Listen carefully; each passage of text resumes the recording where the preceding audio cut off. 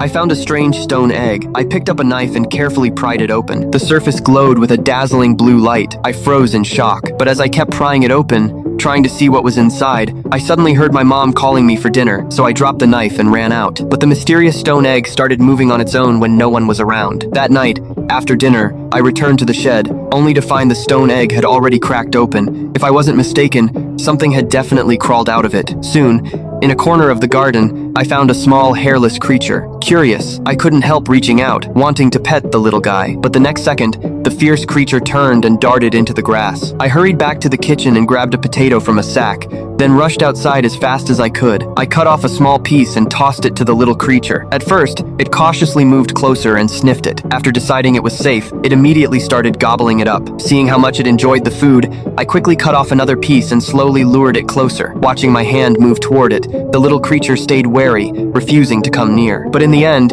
it couldn't resist the food and finally stepped forward to eat. At last, I got to touch its tiny head. At that very moment, a bond of trust formed between us. From then on, I named it Crusoe and secretly fed it leftovers from the kitchen. But to my surprise, within moments, Crusoe had eaten everything clean. Shocked, I rushed over to stop it. Eat it all!